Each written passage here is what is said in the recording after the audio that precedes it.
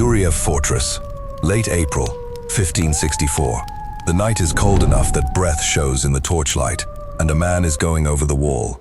Not through the gate, not on a horse at the head of a column the way he'd ridden into this city as a hero of the Kazan campaign, but over the stone in the dark, boots scraping, hands finding holds he must have scouted days before. His name is Andrei Kurbsky.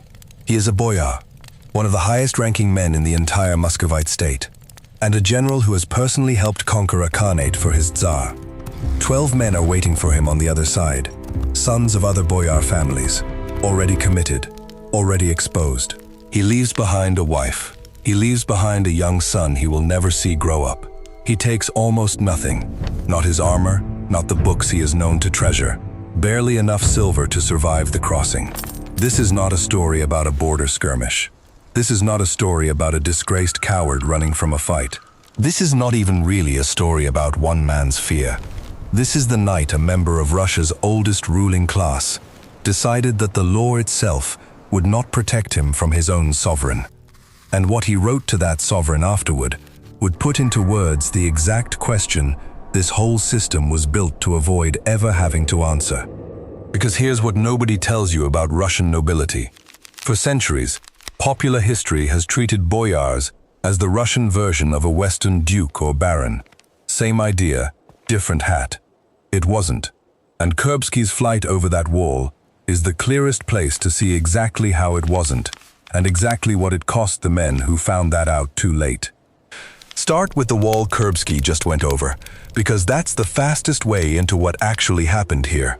In Western Europe, a nobleman who feared his king's wrath had options that didn't involve fleeing in the dark with 12 men and a stolen march on the border guards. He could invoke rights his family had held for generations, rights written into charters the crown itself had sworn to respect. He could rally other nobles who understood that if the king could seize his land on a whim, no one's was safe. In the worst case, some charters, England's Magna Carta chief among them, spelled out, in writing, that the nobility could legally organize against a king who broke his word. Kurbsky had none of that. Not a charter, not a legal claim his family could press in a court that stood apart from the Tsar's own will. Not even, really, the certainty that fleeing was disloyalty rather than the only sane option left to him. And that gap between what a Western nobleman could reach for and what a Russian boyar simply didn't have is exactly what the rest of this video is going to walk you through. Here's the term everyone uses loosely. Boyar, treated in most popular history as Russia's answer to a duke, a count, a baron. Same rank, different language. That comparison isn't just imprecise, it's backwards in the one place that actually matters. Western nobility's power came from a contract. Land held in exchange for service, yes, but a contract the crown could not simply tear up whenever it liked. One a nobleman could take to a court, or to his peers, or, if it truly came to it, to the battlefield, and expect some backing. Boyar power, as you're about to see, was built from the opposite premise. Land and status handed out by the sovereign, and just as easily taken back, with no independent legal ground for a boyar to stand on when that happened. This didn't happen all at once. It took the better part of 7 centuries, 3 deliberate campaigns of centralization, and at least 1 massacre to get all the way there. But you can trace the entire arc, from a prince's retinue in Kiev to a rank erased by imperial decree. And every step tells you something true about why Russian autocracy could get as absolute as it eventually did. In a way, Western monarchies, hemmed in by their own nobility's contractual leverage, largely couldn't. Go back 300 years before Kurbsky's wall, deep into the woods and river trade of the 9th and 10th centuries, and you find the actual root of everything that follows, the druzhina. Picture it plainly, because it's simpler than the later system it produced. A Russia's prince needed men who would fight for him and help him run whatever territory he controlled. So he gathered a personal retinue, paid them, fed them, cut them in on war booty and tribute, and over time, rewarded the best of them with land. The first of these retainers were Norse Varangians. Before long, local Slavic nobles and adventurers from half a dozen backgrounds had joined the ranks too. This was not yet a fixed hereditary class. It was a working relationship, built and rebuilt with every prince. Inside that retinue, two tiers formed. The junior members were the prince's bodyguard. Common soldiers, essentially. The senior members became his closest advisors, his generals, the men who ran the higher business of the state alongside him. Those senior men got a name that would outlast Kievan Rus's by nearly 800 years. Boyars. And here's the detail that should genuinely surprise you if you've absorbed the boyar equals Western noble assumption, because it points the exact opposite direction. In Kievan Rus, a boyar could leave his prince freely, walk to another principality, offer his sword and his counsel to a rival prince, and lose nothing. Not his rank, not his standing, not his land. A Western vassal owed loyalty to a specific lord under a specific, legally binding contract of homage, and breaking it without cause was a serious offense with real consequences. A Kievan boyar's loyalty, by contrast, was closer to a job he could quit. If anything, in this narrow early window, the Russian arrangement gave the individual nobleman more personal freedom of movement than his Western counterpart had, which makes what happens to that freedom over the next few centuries land even harder. By the 11th century, the senior boyars of Kiev had formalized their advisory role into something more permanent. A council, the Boyar Duma, sitting alongside the prince to weigh in on law, war, and the business of governing. This is worth sitting with for a second, because it's the first hint of an institution that looks almost parliamentary, a body of nobles with a real voice in state decisions. Keep that shape in your head. You're going to watch it get hollowed out, piece by piece, over the next few centuries, until the voice remains, but the independent power behind it doesn't. If that surprised you, that the earliest version of Russian nobility had more freedom to walk away from a bad lord than a Western vassal typically did, that's worth a like. It's a genuinely counterintuitive place to start a story about how Russia ended up with one of history's most absolute monarchies, and it's exactly the kind of detail that gets lost when boyar gets flattened into Russian duke in the popular shorthand. But here's where the story turns. Because everything that made the Kievan boyar's position workable, his mobility, his leverage, his ability to simply leave, is about to run headlong into a prince from Moscow who understood, better than almost anyone before him, exactly how to take it away. So that's the world before the fall. A mobile, semi-independent boyar class with real leverage and a seat at something close to a governing council. Worth remembering that shape, because almost none of it survives what's coming next. This channel exists to pull exactly this kind of overlooked structural detail out from under the flattened one-sentence version of history. If that's useful to you, subscribing means you catch the next one before it's buried in your feed. Now watch what a Moscow prince does to that arrangement. Ivan III, later called Ivan the Great, spent his reign doing one thing with total consistency, absorbing every independent Rus principality he could reach, by treaty where possible, by force where necessary. Novgorod was the big one. A wealthy trading republic, proud of its own governing council, the Vech, and its habit of choosing its own leaders, Novgorod's boyars made the mistake of flirting with an alliance with Lithuania instead of bending the knee to Moscow. Ivan answered that in 1471 at the Shelon River, where his army crushed Novgorod's forces outright. Among the captured were the city's leading anti-Moscow boyars, including a man named Dmitry Boretsky. Ivan had him executed. Novgorod, defeated but not yet fully absorbed, agreed to acknowledge Ivan as its lord and gave up its right to run its own foreign policy. That wasn't the end of it. 6 years later, Ivan found his pretext again, marched on Novgorod a second time, and this time the city surrendered without a fight. In January of 1478, Novgorod's independence ended completely. The Veche was abolished. The office that had run the city's day-to-day government was abolished with it. And in the single most symbolic act of the entire conquest, the great bell that had summoned Novgorod citizens to that assembly for generations was taken down and hauled off to Moscow. The physical sound of the city's self-government, silenced and carted away like war booty. Because that, in the end, is exactly what it was. Then came the part that actually built the new system. Roughly 70 of Novgorod's boyar families were deported outright, stripped of their ancestral estates and resettled elsewhere in Muscovy, on land they didn't own, land they only got to keep for as long as they kept serving the Grand Prince. Moscow's own loyal servicemen moved in to take their place. That confiscated land needed a name, and the name Muscovy gave it was Pomesti, literally, placement. And here's the distinction that separates it entirely from anything in Western Europe. So hold on to this one.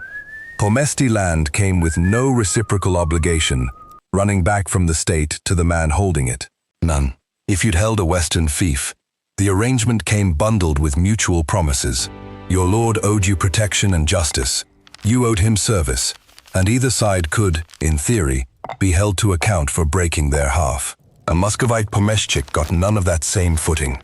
The state gave, he served, and the moment he stopped, or the moment the state simply decided to take it back, the land reverted. No court to appeal to, no contract to point at. That single asymmetry is why one standard reference on Russian history states, flatly, that there was no feudalism in Russia in the Western sense. And it's worth saying clearly that this is a genuinely contested point among historians, not a settled one. Earlier Soviet-era scholars, most notably Nikolai Pavlov-Sylvansky, argued Russia developed its own authentic feudal system, just organized differently. If you want a genuine, unresolved historian's fight to dig into, that's one. The comments are open. Sitting next to Pomesti was the older system. It was slowly crowding out. Votchina, hereditary land a boyar owned outright, could sell, trade, or leave to his children without asking anyone's permission. Votchina was the one thing that actually resembled Western property rights. Pomesti was built deliberately to make Votchina rarer with every generation. And on top of both sat one more Muscovite invention, with no real Western equivalent, mestnichestvo, precedence, a system where a nobleman could sue, in an actual court, to avoid serving in a post ranked below one he felt his family's history entitled him to. Not merit, not the individual's own record, his ancestors' old assignments, cross-referenced against rival families, litigated down to where a man was permitted to sit at the Tsar's own table. It sounds almost comic until you realize it's the closest thing Muscovite boyars had to legal leverage at all. And it still wasn't leverage against the Tsar. It was leverage against each other, over table seating, while the one relationship that actually mattered, boyar to sovereign, stayed exactly as one-directional as Pomesti had made it. Mestnichestvo let boyars fight each other over table seating, precisely because the one relationship that actually decided everything, theirs to the sovereign, offered no fight to be had at all. It would survive, on paper, for another full century, before a later Tsar finally abolished it outright in 1682. Ivan IV, the Tsar history remembers as Ivan the Terrible, wasn't willing to wait that long. In 1565, he created the Oprichnina, not a reform, not a new ministry, but a private state, within a state, answerable to no one but himself, staffed by men whose only loyalty was personal, direct, and absolute. Boyars who stood in the old system's way were executed. Others were exiled, or forced into monastic vows they hadn't chosen, which stripped them of both title and property in one stroke.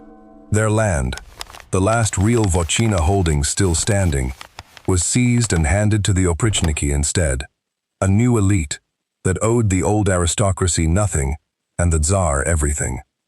This is what Kurbsky was running from when he went over that wall at Yuriev.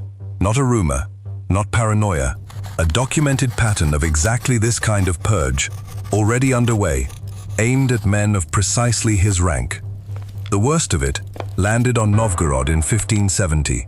Ivan had convinced himself, on the strength of forged documents, that the city's elite was quietly negotiating to defect to Lithuania. He sent the Oprichniki in. For weeks, the city was burned, its people drowned in the Volkhov River, its wealth stripped out wholesale. The first Pskov Chronicle, writing not long after, put the dead at 60,000. Ivan's own official tally named around 1,500 of Novgorod's big people, its nobility, plus a roughly equal number of ordinary residents.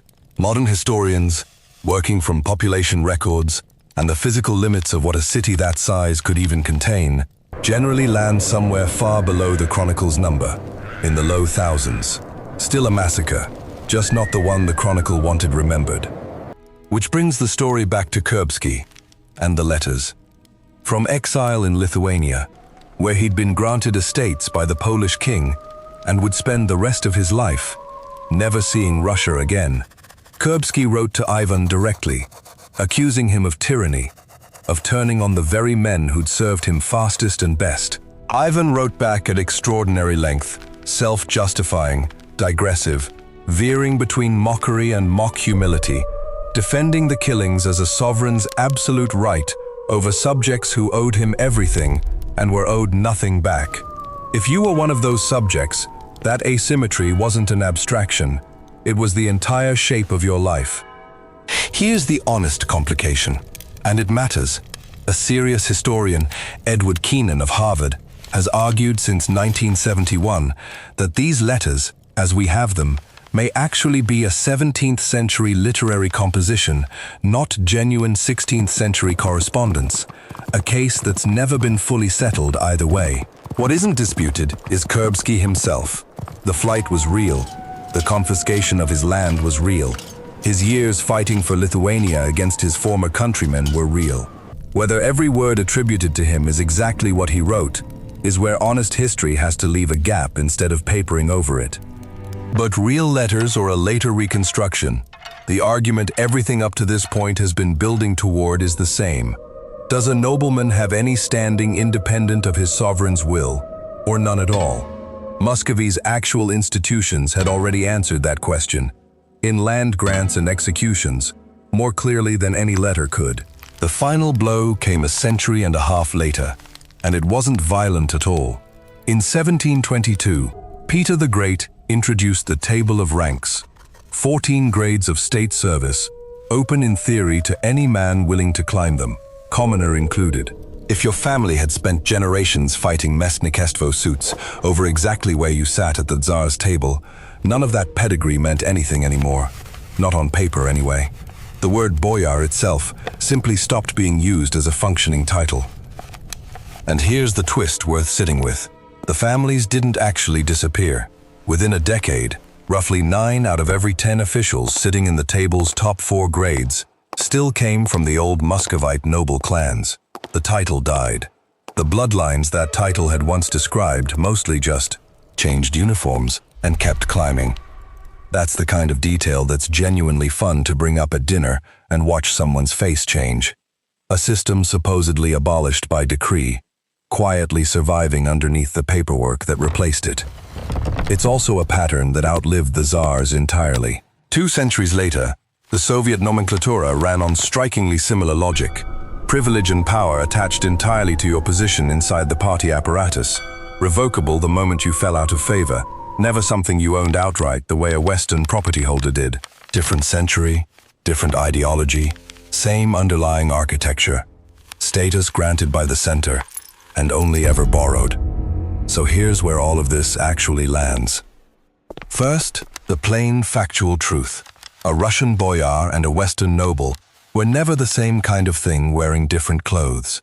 One had a contract the crown had to respect. The other had land, rank, and even his life. All of it revocable the moment the sovereign changed his mind. From the Druzhina's early mobility, through Ivan III's confiscations, to Ivan IV's purges, to Peter's paperwork finally erasing the title itself. Second, the reframe, and it's the part that should actually sit with you. The only real way to stop being subject to that kind of arbitrary power in Muscovy wasn't to win a legal argument. There wasn't one to win. It was to get close enough to the throne to become the source of the power instead. Boris Godunov managed it in 1598. Vasily Shuisky, another boyar, simply seized the throne outright in 1606. And when Shuisky himself was overthrown 4 years later, an actual council of 7 boyars ruled Russia directly for 2 years. No Tsar on the throne at all, just the aristocracy running the country in its own name. The only stretch in this entire story where that was even possible. Didn't last. In 1613, A Zemsky Sobor finally settled on the Romanovs, an old boyar clan themselves. Putting one of their own on the throne their whole class had spent centuries being unable to legally constrain. Third, and this is the one I'd actually leave you with, this isn't a story about Russians being naturally more submissive than anyone in the West, and it was never really a story about temperament at all. It's a story about which side gets to write the contract, and what happens to everyone underneath it once one side simply stops having to sign anything. If you'd been born into this system, a boyar, land and title both entirely at your sovereign's pleasure, would you have gambled everything on a flight over a wall like Kurbsky did? Or would you have played the game closer to the throne, the way Godunov, Shuisky and the Romanovs did, and hoped you ended up holding the power instead of standing beneath it? Tell me honestly in the comments. I want to know which one you think you'd actually have had the nerve for. 7 centuries, 3 deliberate campaigns of centralization, 1 bell, carted off to Moscow, and 1 rank, quietly written out of existence by a Tsar who never had to fire a single shot to finish the job his predecessors started with a sword.